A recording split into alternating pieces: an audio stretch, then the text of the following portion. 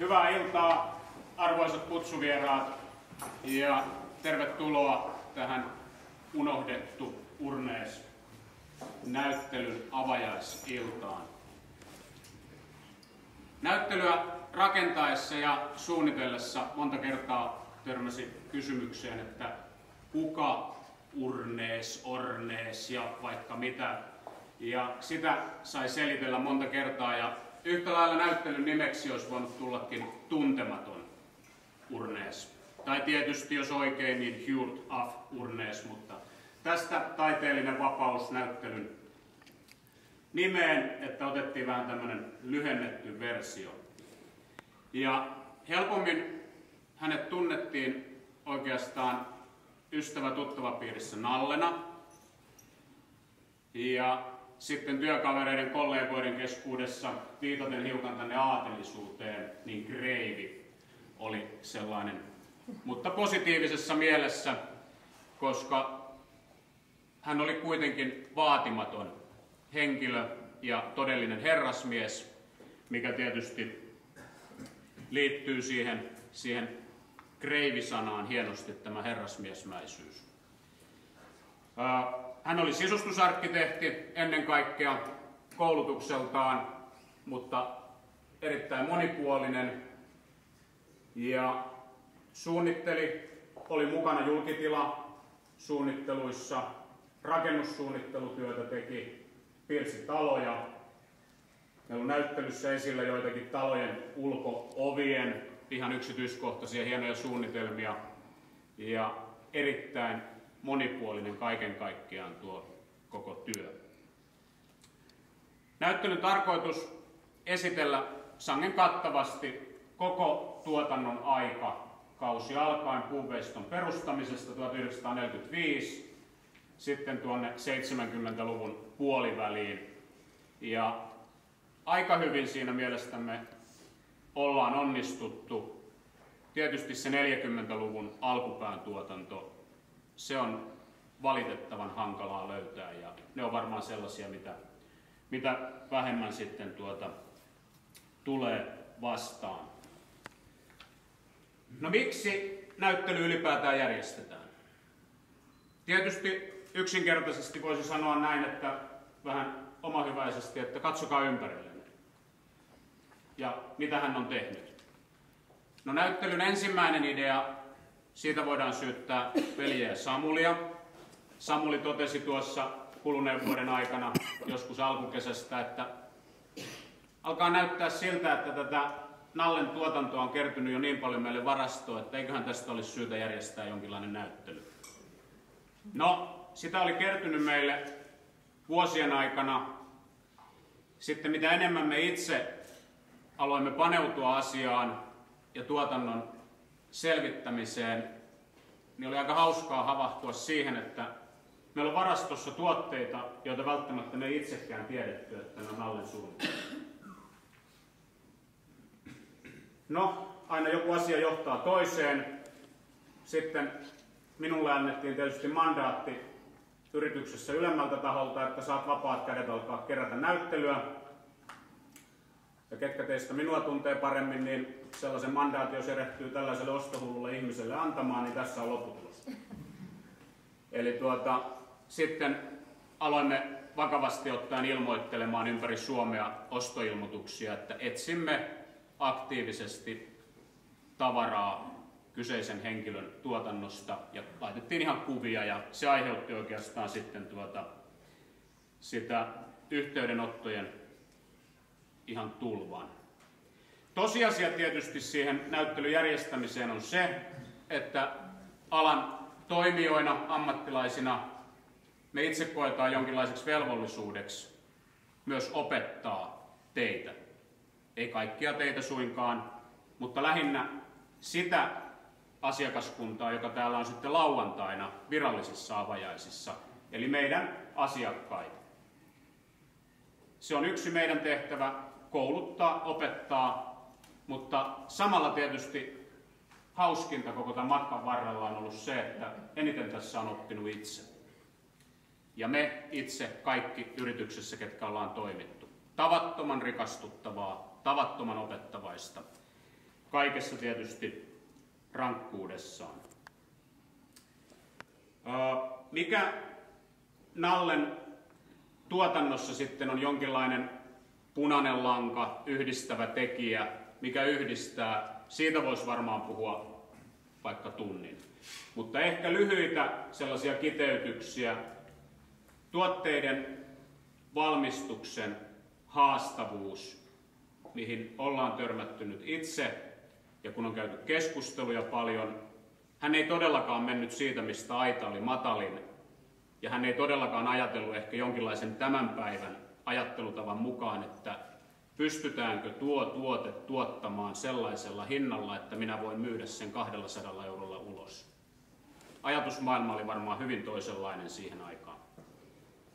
Materiaalit, tinkimätön laatuvaatimus, ei menty muoveihin, käytettiin vaneria, kehiteltiin erikoisia valmistustekniikoita, niitä hierottiin yökaudet läpeensä tehtaalla, joskus nukuttiin muutama tunti tehtaalla, kehitettiin työkalut, prässit, vanerin liimaustekniikat, kaikki rakennettiin itse.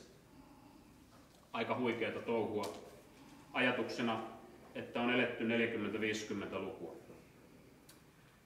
Pienoismallit, löytyy vitriinistä muutamia erikoisuuksia, mitä harvemmin tietysti varmaankaan törmää. Niitä olisi hieno tietysti nähdä enemmänkin, mutta ne on todellisia harvinaisuuksia. No mitä enemmän me tutkittiin tässä koko puuveiston ja tuotannon historiaa, niin alkoi enemmän ja enemmän kokea sellaista jonkinlaista samankaltaisuutta meidän arvomaailman, meidän tuotannon, mikä tapahtuu tuolla alakerrassa, ja kaiken sen toiminnan kanssa. Ja ehkä sitten viimeisimpinä keskusteluina tänään Harrietin kanssa käyneenä, että hän oli ihminen, joka ei tehnyt siitä kreivyydestä numeroa, vaan se oli hänelle melkein niin kuin, että ei se nyt ole niin iso asia, että hän on aatelinen ja tällä tavalla. Se on tietysti yksi meidän yrityksen niitä oma arvomaailma, että meille on kaikki asiakkaat, tulee ne polkupyörällä tai uusimmalla Mersulla pihaan, niin kaikki on meille asiakkaita ja kaikki palvellaan samalla periaatteella. Sitten oli tietysti sellainen asia, mihin hyvin usein törmäsi asiakkaiden luona, kun etsittiin, noudettiin esineitä, niin ihmiset hyvin usein sanoivat, että tämä me käytiin aikanaan 50 vuotta sitten tilaamassa siltä Nallelta, sieltä tehtaalta, ja me keskustelimme, minkälainen kangas siihen tulee ja miten se tehdään, eli asiakaslähtöisyys. Se on tietysti yksi sellainen, mitä me koettiin sitten itse, että meidän toiminnassa me ei olla tehdas, me ollaan pieni perheyritys.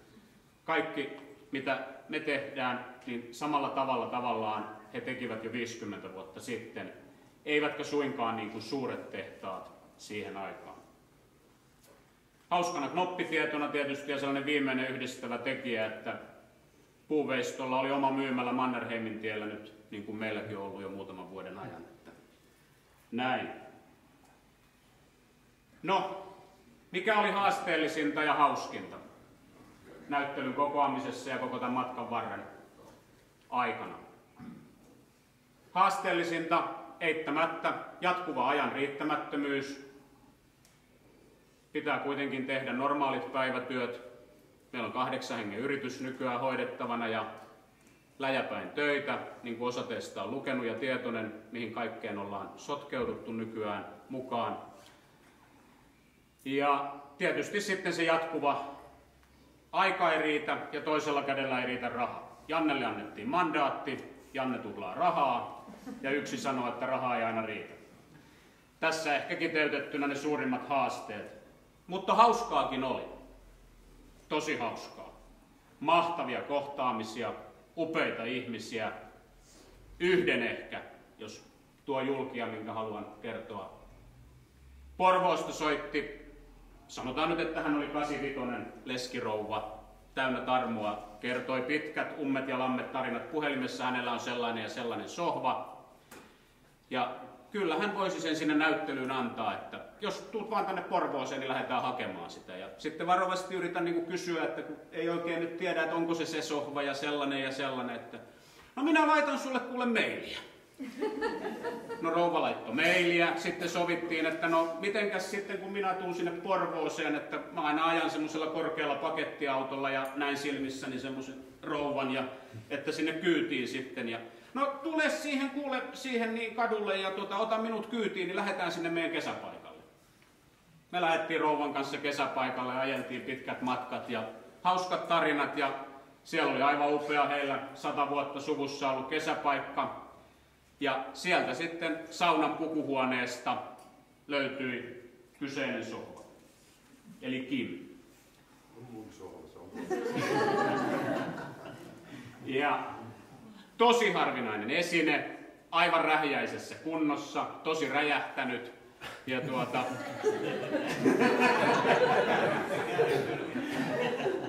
ei muuta lisää.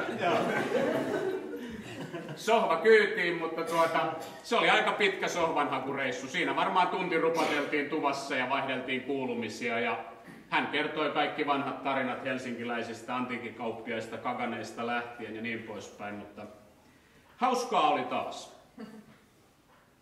Todellakin. Ja tällaisia tarinoita matkan varrelle mahtui ihmisten kanssa tosi paljon. Suuri kiittäminen koko näyttelyn onnistumisessa tällaisessa mittakaavassa ja tavallaan näin monipuolisena, että se on saatu kasattua, on tietysti Nallen lapsia. Heistä on täällä paikalla, mikä on tosi iloinen asia, Peter, Harriet ja Krisu myöskin. Ja kaikki heidän toimittama aineisto on täällä esillä. Valokuvia perhealbumeista, vanhoja tuotekuvia, messukuvia. Ilman teidän apua näyttely ei olisi tämä näyttely. Se olisi jotain muuta. Tietysti haluan kiittää Facetin henkilökuntaa, koko meidän perheyritystä ja omaa perhettä, että olette kestäneet minun sietämätöntä innostumista aina jonkin uuden asian kanssa.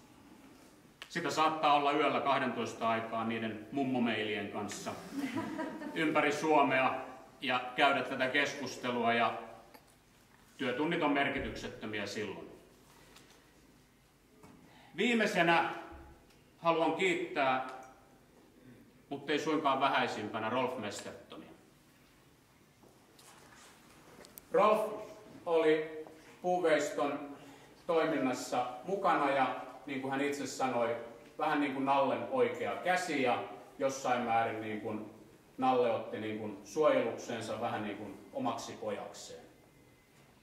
Kiitos siitä, että eräänä elokuun aamuna soitit, Rolf, ja ehdotit yhteistyötä.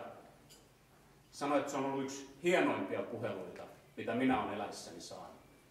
Sen jälkeen ne keskustelut, mä oon salaa muutaman tunnin nauhoittanut mun kännykälle niitä. Mä en kertonut silloin, mutta mä myönnän nyt. Nyt mulla on lupa käyttää. Mulla on hyvä tuomari. Ja kallis. Nimenomaan. Lasku sinne. Joo. Voi sanoa, että se aineisto, mitä Puunveistolta aikanaan siirtyi Nallen kautta Rolfille ja Rollelle, paperiaineisto, suunnittelukuvia ynnä muita, niin se on korvaamattoman tärkeässä asemassa liittyen tähän näyttelyyn, mutta pidemmällä tähtäimellä liittyen tietysti tulevaisuuteenkin. Me ollaan suurella kiitollisuudella otettu vastaan se kaikki tieto ja oppi, mitä me ollaan saatu imettyä imupaperin tavoin Rolfilta. Ne keskustelut on ollut uskomattoman hienoja kohtaamisia.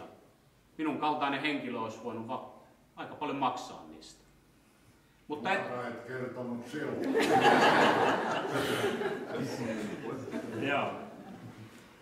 Kaikesta tästä minun mielestä me voidaan hyvällä omalla tunnolla ja hyvillä mielin lähteä viemään eteenpäin Nallen tarinaa näillä näkymin ja toivottavasti kirjanmerkeissä ja sitä seuraavan määrättyjen mallien uustuotannon.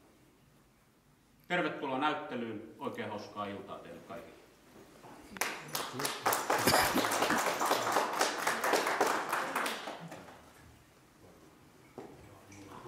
Sirkku saa soittaa.